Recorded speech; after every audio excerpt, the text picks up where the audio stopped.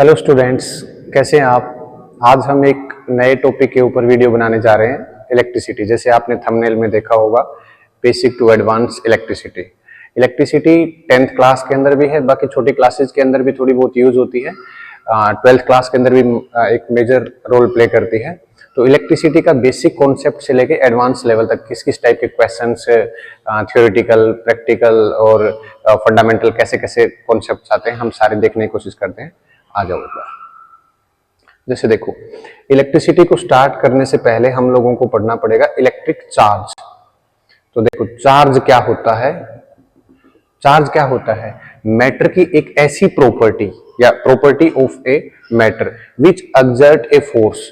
कोई भी चार्ज है या कोई भी एक मैटर है, उसको मैं इलेक्ट्रोमैग्नेटिक फील्ड के बीच में रखूंगा तो इसके अंदर कोई ना कोई फोर्स डेवलप हो जाएगा। मतलब इसके अंदर कोई मूवमेंट भी हो सकती है, कोई मोशन भी हो सकता है, कोई ना कोई फोर्स एक्सर्ट करेगा। इसको हम लोग क्या बोलेंगे? चार्ज। देखो, चार्ज की सबसे पहले डिस्कवरी किसने करी थी? हम लोग इस चीज में भी काफी कंफ्यूज्ड रहते हैं। चार्ज की सबसे पहले जो डिस्कवरी करी थी वो करी थी बेंजामिन फ्रैंकलिन ने। Benjamin Franklin. देखो, चार्ज की डिस्कवरी किसने करी? बेंजामिन फ्रैंकलिन ने। लेकिन हम लोग देखते हैं चार्ज को जब भी कभी डिफाइन करा जाता है तो कूलाम से, कैपिटल सी से डिनोट करा जाता है। मतलब कूलाम ने करा, जिसको कैपिटल सी से डिनोट करा जाता है। तो ऐसा क्यों डिफरेंस हो रहा है? तो जो कूलाम है वो एक ड्राइव्ड यूनिट है, ऐसा यूनिट नहीं है। ड्राइव्ड यूनिट क्या होती है? अब देखो, कंफ्यूजन यहां से शुरू होगा कि ड्राइव्ड यूनिट और एसआई यूनिट में क्या फर्क पड़ गया। ड्राइव्ड यूनिट वो यूनिट होती है जो दो से ज्यादा एसआई यूनिट को मिक्सअप करके, या मतलब उनको ऐड करके, सब्ट्रैक्ट करके जो भी रिलेशन बनता है, वहां से जो यूनिट बनती है उसको क्या बोलते हैं? Derived unit. चार्ज का फ्लो मतलब चलना। चार्ज के फ्लो होने से हमें क्या मिलेगा? Electric current.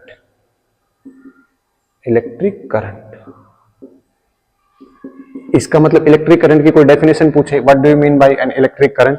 इलेक्ट्रिक करंट को मैं यहां लिख देता हूं, it is the rate of flow of charge. Rate लिख दिया तो पर यूनिट लिखने की कोई जरूरत नहीं है, फिर भी मैं लिख देता हूं पर यूनिट टाइम। इसका मतलब इलेक्ट्रिक करंट को किससे डिफाइन करते हैं? कैपिटल आई से। तो I is equal to Q by T. यहां पर हम ये भी लिख सकते हैं कैपिटल क्यू बाई टी, दोनों ही की बात है। स्मॉल चार्ज और बिग चार्ज मतलब लार्ज चार्ज। ठीक है, यहां से एक चीज और निकल के आती है, quantization of charge. Quantization of charge मतलब क्या होता है? Integral multiple of electrons. मतलब कितने इलेक्ट्रॉन यूज हुए हैं चार्ज को बनाने के लिए। इसके ऊपर न्यूमेरिकल करेंगे। एक बार थोड़ा सा यहां आओ, बस Q is equal to N को ध्यान में रखना। चार्ज की यूनिट क्या होगी? कूलाम। और टाइम की यूनिट क्या होती है? सेकंड। तो कूलाम अपॉन सेकंड को हम लोग क्या बोलेंगे? एम्पियर। एम्पियर कोई साइंटिस्ट या मतलब कोई रिसर्चर था जिसने इसको डराइव करा। ठीक है, जो एम्पियर होता है, करंट होता है, उसको किससे लिखा जाता है?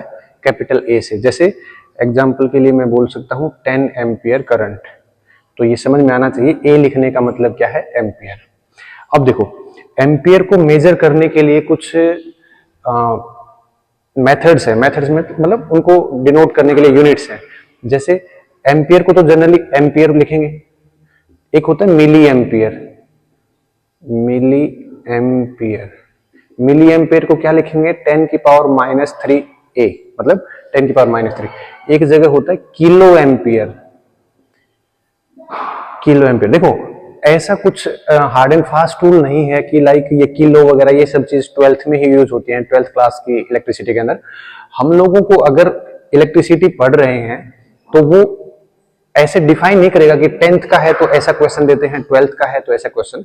कोई भी टाइप का क्वेश्चन इसमें आ सकता है। तो किलो एम्पियर को क्या लिखेंगे? 10 की पावर +3 एम्पियर। ठीक है।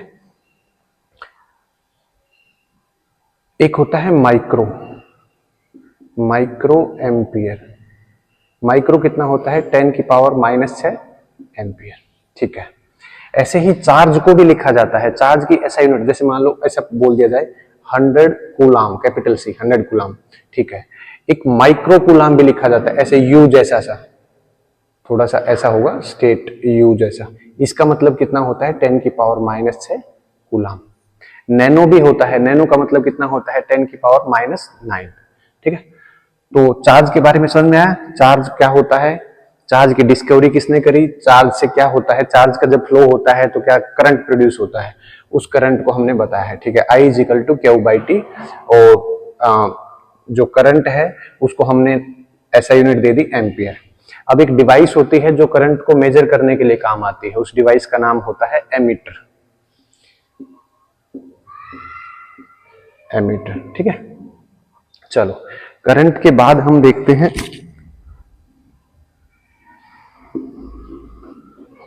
पोटेंशियल। पोटेंशियल और पोटेंशियल को दोनों को एक साथ ही रिलेट करके देख लेते हैं।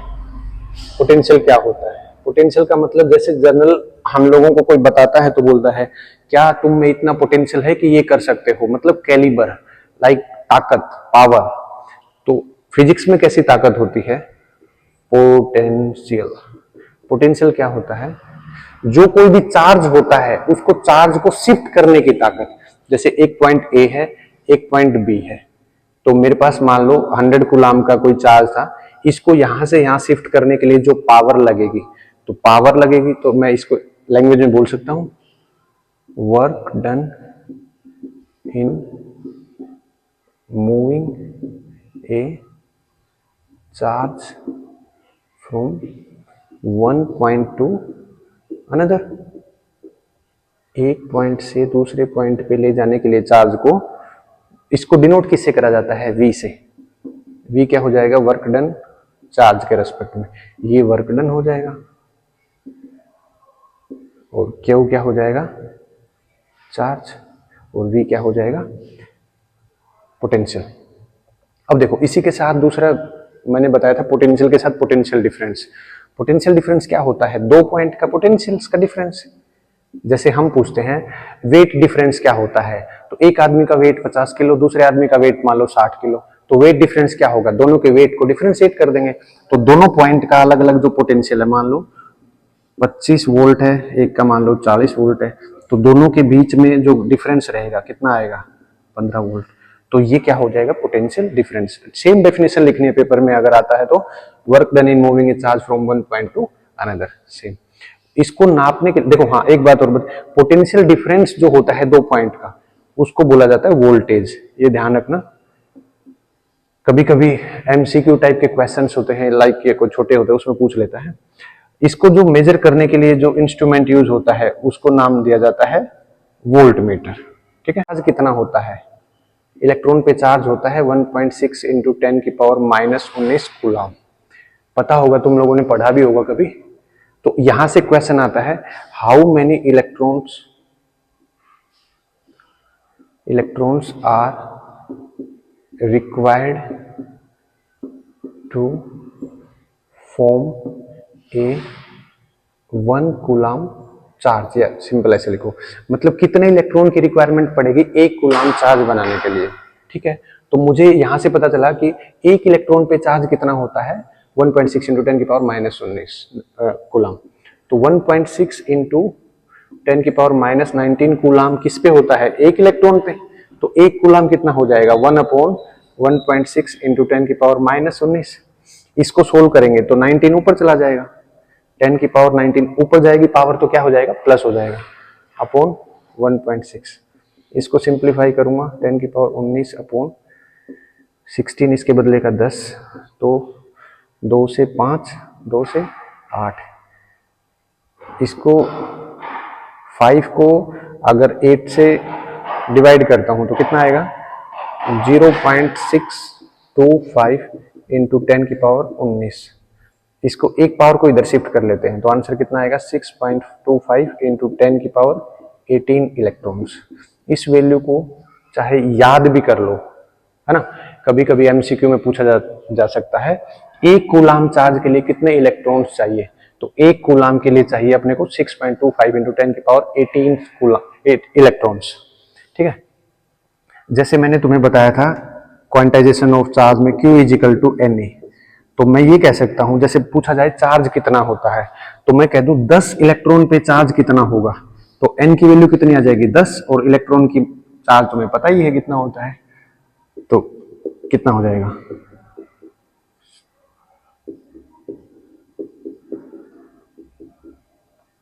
इसको सोल्व करके बताओ, कमेंट में बता सकते हो, ठीक है। चलो अगला है ओम्स लॉ। ओम का लॉ क्या कहता है? According to this law current flowing through a conductor is directly proportional to the applied voltage at constant temperature। इसका मतलब क्या है? किसी भी कंडक्टर के अंदर जो करंट फ्लो करता है वो डायरेक्टली प्रोपोर्शनल होता है वोल्टेज के। इसका मतलब करंट को I से डिनोट करेंगे, तो इसको उल्टा करके लिखेंगे तो V। अगर इस डायरेक्टली प्रोपोर्शनल के सिंबल को हटाएंगे तो कोई ना कोई हमें कांस्टेंट वैल्यू रखनी पड़ती है, तो हमें R मैंने यहां पर कोई कांस्टेंट रखा है, वो बताऊंगा क्या होता है क्या नहीं, बस एक बार समझने के लिए। तो ओम्स लॉ क्या कहता है? V is equal to IR। अब देखो जो R रखा गया है उसका मतलब होता है रेजिस्टेंस। अब देखो रेजिस्टेंस क्या होता है? रेजिस्टेंस का मतलब होता है काइंड ऑफ ऑब्स्टेकल